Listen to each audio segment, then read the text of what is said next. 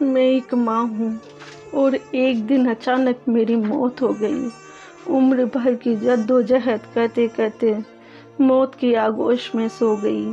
جو بھی گزری زندگی بخوب گزری، زندگی کا ہر دور دیکھا اور اب موت کا بھی تماشا دیکھ رہی تھی۔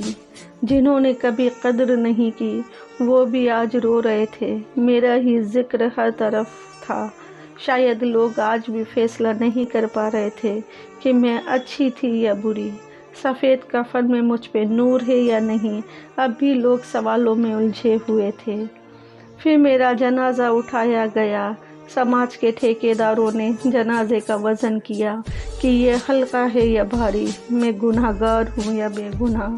پر میری روح میرے ان معصوم بچوں کو ڈھونڈ رہی تھی جن کی چیخ اس شور میں دب گئی۔ میرے جنازے کو اٹھانے کی رسمیں ہونے لگی، لوگ کاندھا دینے لگے۔ کسی نے میرے بچوں کو آواز دی، تم بھی کاندھا دو۔ میری آنکھوں کو سکون ملا، میرے بچے مجھے نظر آئے، اپنے معصوم کاندھوں پر میرا جنازہ اٹھانے لگے۔ میرا دل رویا اور بولا، دیکھو زمانے والوں، میرے جنازے کا وزن کن کندھوں پر بھاری ہے، تم پر یا ان معصوم بچوں پر؟ ابھی تو ان کو پتہ بھی نہیں یتیمی کا بوجھ کتنا بھاری ہے۔ مجھے قبر میں رکھا، میرے منہ پر خاک ڈالی اور سب لوٹ گئے۔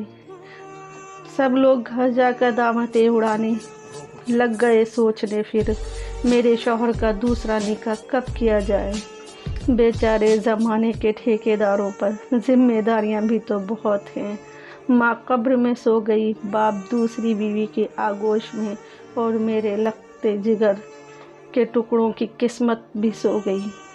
میری روح کبھی اپنے بچوں کو سینے سے لگانے کو دوڑتی تو کبھی اپنے شوہر کے آگے ہاتھ جوڑتی اور ان سے پوچھتی، یہ کیسی بے انصافی ہے۔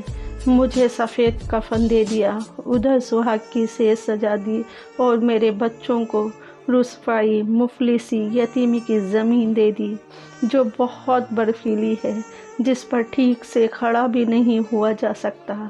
ذرا سے قدم لڑکھڑائے تو پھسلنے کا ڈر، اور ایک ہی جگہ رکے تو خون کے جسم میں جم جانے کا ڈر۔